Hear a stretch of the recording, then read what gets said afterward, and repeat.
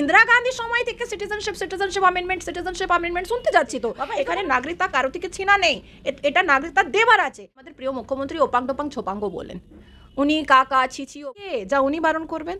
উনি কে? লোকসভা পাস করে দিয়েছে, রাজ্যসভা পাস করে দিয়েছে, তারপরে উনি কে আছে? লোকসভা নির্বাচনের আগেই আজ দেশ জুড়ে সিএএ লাগু হলো। এই নিয়ে আজকে কথা বলবো, এবং তাছাড়াও ইতিমধ্যেই তৃণমূল কংগ্রেসের তরফ থেকে যেভাবে প্রার্থী তালিকা ঘোষণা করা হয়েছে, গতকাল যে ব্রিগেড হয়েছে, এই সমস্ত কিছু নিয়ে আলোচনা করব। আমাদের সঙ্গে রয়েছেন বিজেপি নেত্রী আইনজীবী নাজিয়া ইলাহি খান। দিদি, আপনাকে প্রথমেই জাগরণ বাংলার পর্দায় স্বাগত। জয় জয় শ্রীরাম, আসসালামু আলাইকুম। লোকসভা নির্বাচনের আগে আপনার সাথে সাক্ষাৎকার নেওয়ার কিছুক্ষণ আগেই সিএএ লাগু হলো। লোকসভা নির্বাচনে কোনো প্রভাব পড়বে?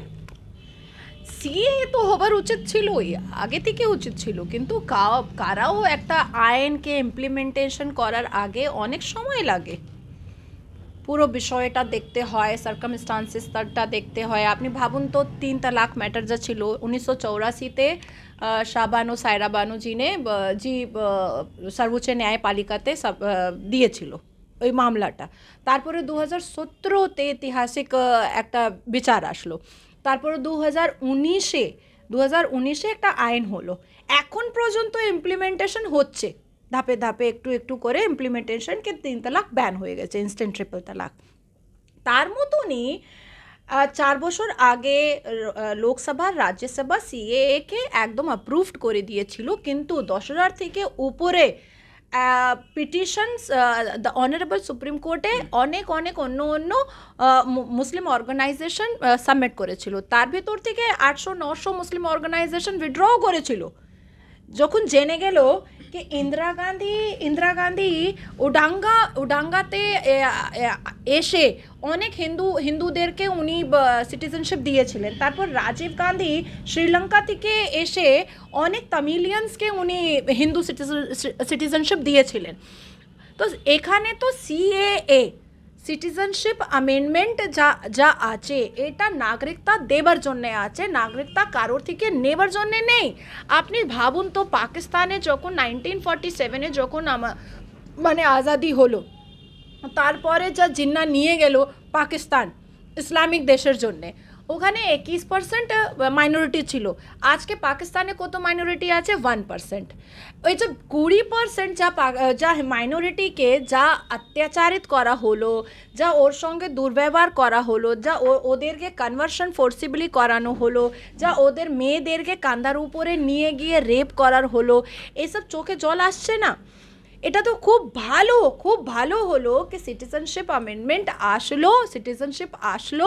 আর আমরা যারা হিন্দুরা, যারা বৌদ্ধরা, যারা জৈনরা, যারা পাঞ্জাবিরা, অন্য মুসলমান দেশে যারা অত্যাচারিত আছে, তাদেরকে আমরা ভারতে নিয়ে আসবো, তাদেরকে একটা আইডেন্টিফিকেশন দেব, আর তাদেরকে এখানে মাথা উঁচু রেখে তারা এখানে থাকতে পারে। এটা তো খুব ভালো ব্যাপার।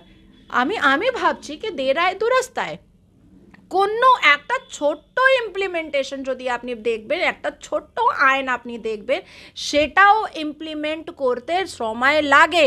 আমি তো বলবো কি অনেক তাড়াতাড়ি ড্রাফটিংটা হয়ে গেছে। এই 41 পেজেস যা এখন বেরিয়েছে সেন্ট্রাল গভর্নমেন্ট থেকে, সেটাও আমার পাশে আছে। এটাও আমি পড়ছি বসে এখন। এদের পড়া কিছু নেই। আমরা তো অনেক দিন থেকে ইন্দিরা গান্ধী সময় থেকে সিটিজেনশিপ অ্যামেন্ডমেন্ট শুনতে যাচ্ছি। তো এটা তো কোনো নতুন কথা নেই। যেমন দেখুন, আপনি লোকজন বলে ইউসিসি নতুন নেই। আমার যখন সংবিধান লেখা হয়েছিল তখন তো আর্টিকেল 44 লেখা হয়েছিল। আর্টিকেল 44-এ তো কমন ল লেখা আছে, তো সেটাই তো ইউসিসি, ইউনিফর্ম সিভিল কোড, তার মানেই কমন ল। আজকে আবেসি দাঁড়িয়ে বলে দিচ্ছে, মমতা বন্দ্যোপাধ্যায় আমার যে প্রিয় মুখ্যমন্ত্রী আছেন, উনি বলে দিচ্ছে ইউসিসি কী আছে, সিটিজেন সিএ কী আছে। বাবা, এখানে নাগরিকতা কারো থেকে ছিনা নেই, এটা নাগরিকতা দেবার আছে। আর যদি আমাদের অত্যাচারিত হিন্দুরা যদি চলে আসবে, তাহলে কার ক্ষতি? এই হিন্দুরা কোথায় যাবে? আরব যাবে? কোথায় যাবে? পাকিস্তান যাবে? কোথায় যাবে? ওখানে তো অনেক অত্যাচারিত হয়ে গেছে। এবার তো এখানে এসে ওদেরকে মানে সম্মানিত করার উচিত আমাদেরকে। একটাই তো হিন্দু রাষ্ট্র আছে, এটা হলো ভারত। তাহলে সিটিজেনশিপ খুব ভালো এসেছে, সেটা আমি তো ওয়েলকাম করছি। রাজ্যের মুখ্যমন্ত্রী বলেছেন লোকসভা ভোটের আগে ক্যাকা ছিচি তিনি বিভিন্নভাবে প্রতিবাদ করেছেন, কোনোভাবেই সিএ লাগু হতে দেবে না। না দেখুন, উনি উনি এইসব অভদ্র ভাষাটা ইউজ করতে পারেন। উনি তো আমাদের প্রিয় মুখ্যমন্ত্রী ওপাং টোপাং ছোপাঙ্গও বলেন, উনি কাকা ছিচিও বলেন, উনি ঈদের নামাজে গিয়ে ইসলামকে মালাইঙ্গো করেন। ইসলামে আমাদের লেখা আছে যে পুরুষের গ্যাদারিংয়ে কেউ মহিলা যেতে পারে না। আপনি আমাকে কখনো কোনো মসজিদের ভিতরে আপনি দেখতে পারবেন না। আমাদের কোরআনে লেখা আছে কি আমি মাজারও ঢুকতে পারি না, একজন মহিলা মাজার ভিতরেও ঢুকতে পারে না। তো উনি এইসব মানে মালাইং করার জন্যে অনেক অভদ্র ভাষা ইউজ করতে পারেন, কিন্তু আইনকে কেউ বাধা দিতে পারে না। Law always take its own course. আর সিটিজেন যেমন আপনার কমন ল কোনো নতুন নেই, তেমনই আপনার সিটিজেনশিপ অ্যামেন্ডমেন্ট কোনো নতুন নেই, এটা পুরনো, শুধু ইমপ্লিমেন্টেশন এখন হচ্ছে।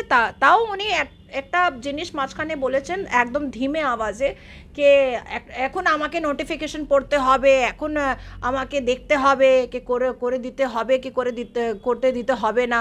তো উনি কে যা উনি বারণ করবেন? উনি কে? লোকসভা পাস করে দিয়েছে, রাজ্যসভা পাস করে দিয়েছে, তারপরে উনি কে আছেন যা উনি বারণ করবেন? ওনার পার্টি তৃণমূল পার্টি তো কোনো ন্যাশনাল পার্টি নয়। কালকেও আমি দেখলাম ব্রিগেডে বলছেন আমি গুজরাটে লড়াবো, আমি এখানে লড়াবো, আমি ওখানে লড়াবো। অখিলেশের সঙ্গে কথা হয়েছে, কি করে লড়াবেন?